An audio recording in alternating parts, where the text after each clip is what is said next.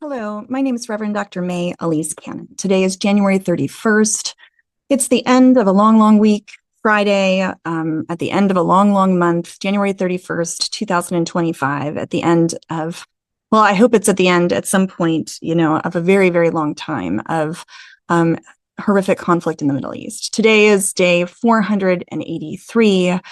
Use these updates as not only information, but please use them as things to pray about, things to keep in mind, ways that God might expand our hearts and our minds to better understand, but also to better love and better respond and work and advocate towards a just peace for Palestinians in Gaza, for all who have suffered, for the occupation to be brought to an end, for Israelis, and for all in the Middle East.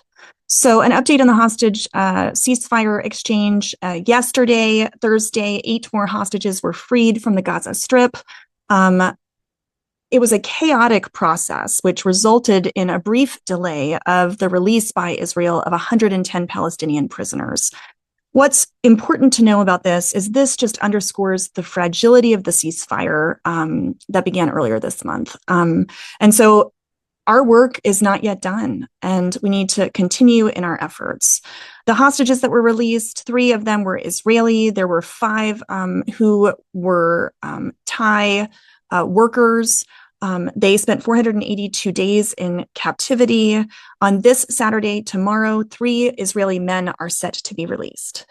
The suspension of the Palestinian prisoners was because of what Prime Minister Netanyahu called shocking scenes of crowds yelling and jostling. Specifically, this release yesterday was not a part of the Phase 1 ceasefire agreement. It was kind of an add-on because the Israeli civilian Arbel Yehud, 29 years old, according to the ceasefire agreement, all Israeli female civilians were supposed to be released first. She should have been one of the hostages released last weekend. She was not. That put the whole Phase 1 of the ceasefire on very, very thin ice. So the releases that happened yesterday were the negotiations that brought things back on track. And when she was released, Arbel Yehud, the Family Forum had hosted a screening at Hostage Square in Tel Aviv. And when Arbel Yehud was released, she was surrounded by a handful of fighters. There was a huge crowd of people. The scenes looked like they could become unruly, and onlookers watching had, distress and fear about whether or not, I would imagine the fear was, will she even make it out of Gaza alive? And so that was the cause of the delay in the release of the prisoners. Israel said Yehud's transfer was not handled appropriately and that they might not release the hostages because of the situation. They ultimately did. I wanted to spend a little bit of time talking about the prisoners. I've done this extensively in past updates. I'm not going to go into it in great detail today. The 110 Palestinian prisoners that were released, Israel calls them security prisoners. 32 of those released yesterday are serving life sentences. 48 have long sentences. 30 of them will not be allowed to return to any of the occupied Palestinian territories, East Jerusalem, the West Bank, or Gaza. So 30 of them are being deported from Israel. Among those being freed is Zakira Azababdi, a leader of Fatah's Al-Aqsa brigades in Jenin, and also released was Mohammed Abu Warda, who was involved in bus bombings in 1996 that killed 45 Israelis.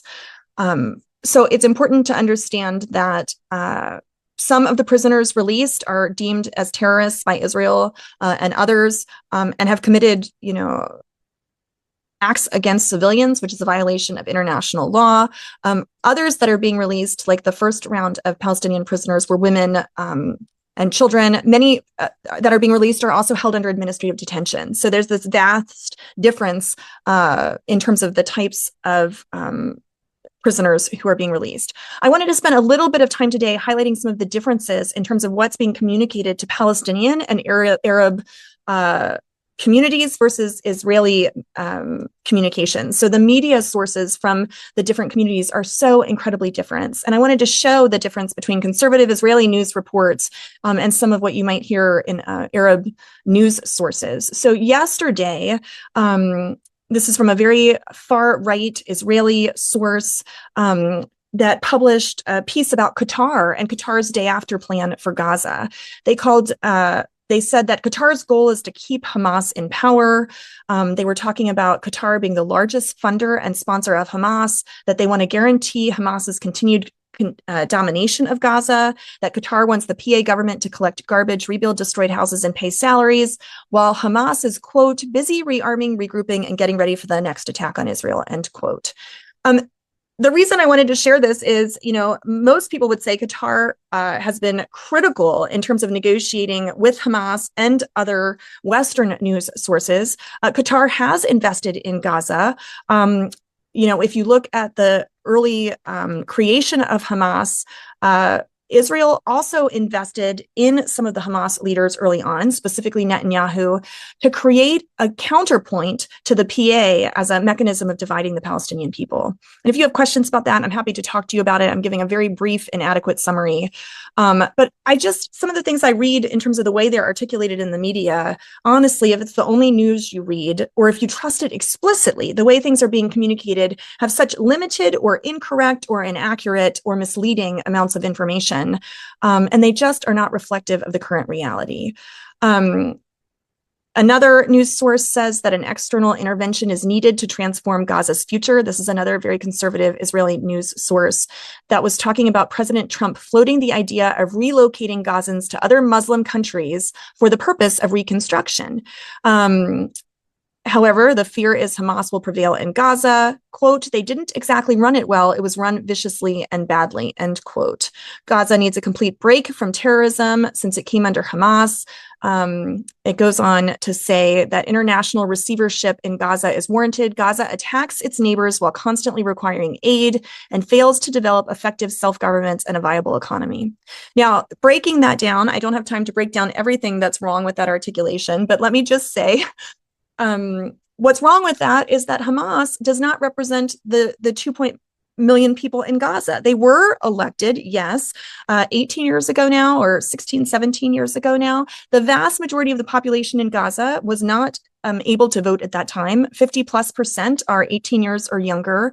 And so let's just take the population that couldn't vote for Hamas as a political party, that is facing the consequences of, the horrific responses by Israel.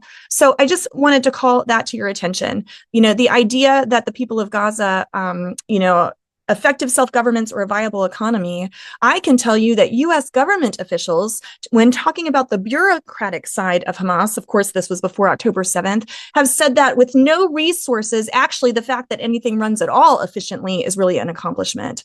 And so, just the difference in the way things are articulated is so critical to understand. Gaza on Thursday, Hamas did confirm the death of Mohammed Diaf. Israel had said that they had killed him. Hamas had not confirmed it. But this confirmation means that all three of the Hamas leaders, whom the International Criminal Court put out arrest warrants for, are dead. I wanted to talk for a minute about the inspections. We've been talking about the role that Americans are playing, private contractors who've been hired to facilitate the crossing, particularly at the Netzarim crossing before the south and the north in Gaza. So Israeli news reported 100 armed Americans are a part of the group that's inspecting Palestinian vehicles headed to Gaza, or to North Gaza. The Americans are there to inspect weapons. They're a part of a consortium of defense contractors. They're highly skilled ex-military, ex-CIA personnel who have served in Iraq, Afghanistan, and have vast fighting experience. They're armed. Some speak Arabic. Inspections are carried out using X-rays. According to Israeli news, the process only takes 1 minute per vehicle.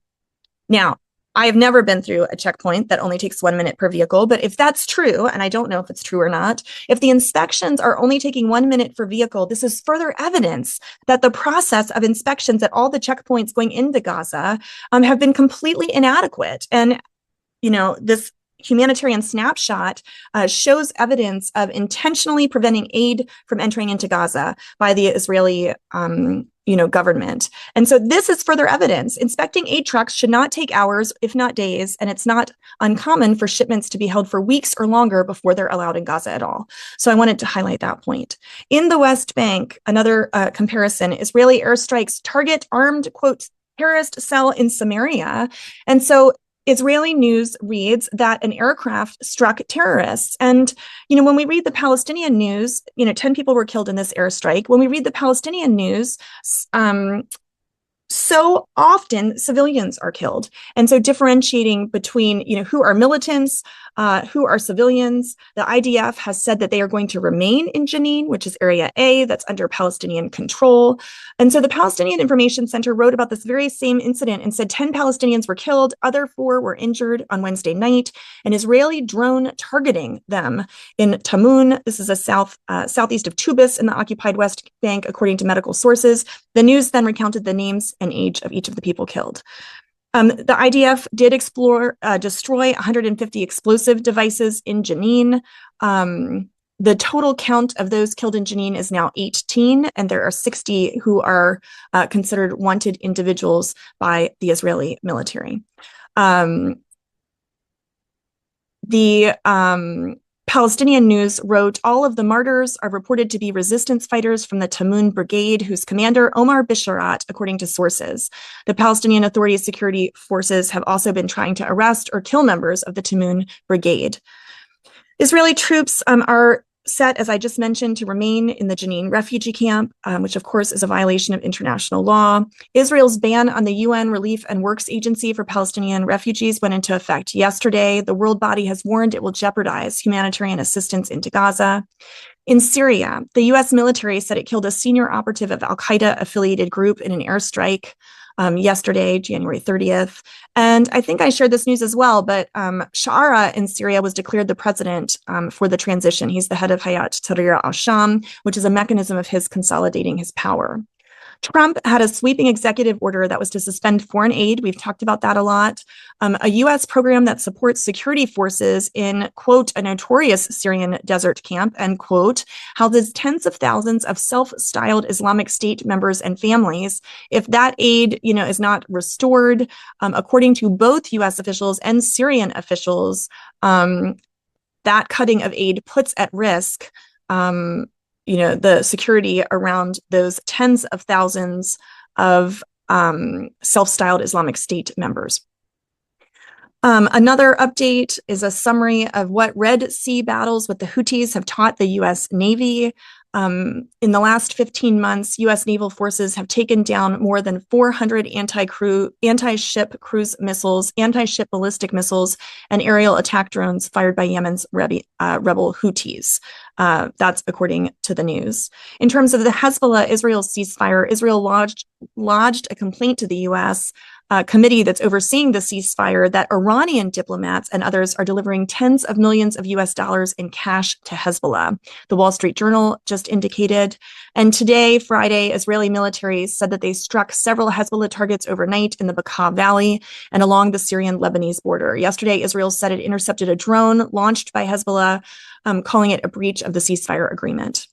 And what I would just want to differentiate is there absolutely are militants that desire to, attack Israel, et cetera. That has to be acknowledged. There are so many civilian homes that have been destroyed in, South Lebanon, and so many civilians that have been killed throughout Lebanon, in addition to the other dynamics. News coming from the Israeli government. There's a new ambassador to the United States, Dr. Yehiel Later. He was born in Scranton, Pennsylvania, and moved to Israel when he was 18 years old.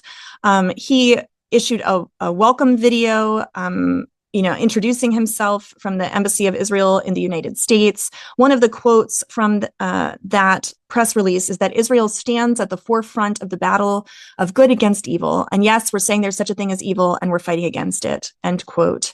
And I just want to make a comment that one of the things CMEP is working so ardently against is the false bifurcation, the idea that some people are good and some people are evil, the idea that Palestinians are evil. There is evil in the world. And one of the things we're working against is the killing of anyone.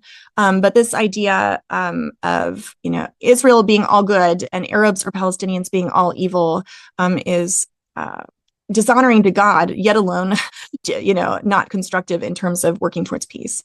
In the U.S., the envoy to the Middle East, Steve Witkoff, told Axios in an interview at the end of his Middle East trip that rebuilding Gaza would take 10 to 15 years. He said there's almost nothing left of Gaza. It is stunning how much damage has occurred there, end quote. I mentioned the U.S. security firm. Reuters reported that it's 96 U.S. Special Forces veterans that are helping to run the Gaza checkpoint during the ceasefire. There was a Pentagon appeals panel, the U.S. Court of Military Commission review, that yesterday upheld a judge's decision on the USS Cole bombing, a case that prevents the use of the defendant's confession because it was obtained by torture. This is a setback to prosecutors. Just for you to know, it's a death penalty case in the military commission system. The USS Cole was a suicide attack by al-Qaeda against the USS Cole, which was a guided missile destroyer of the U.S. Navy. This was on October 12th, 2000. It was being refueled in Yemen. 17 U.S. sailors were killed and 37 were injured. Senators yesterday pressed Tulsi Gabbard, Trump's nominee for the Director of National Intelligence, over her visit to Syria in 2017 during her confirmation hearing before the Senate Intelligence Committee. Gabbard claimed that she did not know until today that a cleric she met with had threatened to unleash suicide bombers in the U.S., though documents and emails from 27 indicate that she was well informed of the threats and involved in anticipating negative publicity back then. I just want to close with a quick story. I hope this is an encouragement to you. This is from a colleague of mine in DC. She's a devout Christian, a believer in Jesus, an ardent advocate for Palestinian and Arab rights, for equality and self-determination. She also seeks to build bridges and to advocate for peace that's in the best interest of Israelis and Palestinians. She got in touch with me to tell me about an email she received that encouraged her heart and spirit, and I hope this is an encouragement to you. She said, I received this email this morning from someone I've known for many years who has been critical at best, disinterested at worst in my passion for the Middle East. The note from this person said that they had read the message by Ta-Nehisi Coates, which detailed Palestine through a lens I had never seen before. The person continued in this email that said, I wanted to reach out to you as a person and to let you know how humbled I was to learn more about Palestine. I'm sorry if I ever offended you. All I can say is that when we know better, we know better. I'm grateful you invited us into your home to share with us, even though I was less educated then. You planted a seed. I hope you hear these words and they encourage your heart and spirit for all of us and the conversations we've had, the conversations yet to have about Palestine, about the ongoing conflict, war, decimation, ethnic cleansing there. You never know when you might make a difference. And I hope this encourages you not to give up, to have people over to your home, to invite them to hear voices from the ground, especially the Palestinian perspective, because it is so unheard and most people have not been exposed to it. It's good to hear, of course, Israeli and Jewish perspectives too, but the Palestinian narrative and personhood is often completely denied. Their stories are viewed as illegitimate, not only personally, but in the news and also on the world stage. So our goal is to address direct injustices everywhere in the Middle East and the destruction, decimation, ethnic cleansing, ongoing attempts to annihilate the Palestinian people, not only culturally, but physically. It just cannot be allowed to continue. Just as any injustice or killing cannot be allowed to continue. And so we acknowledge injustices towards Jewish people as well, expressed in violent anti-Semitism. That can't be tolerated. And this is not a false equivocation. Both are true, and we need to not give up speaking the truth. So might God expand our hearts, our capacity, our wisdom, and our effectiveness in all of our efforts towards peace. In the name of Christ, amen.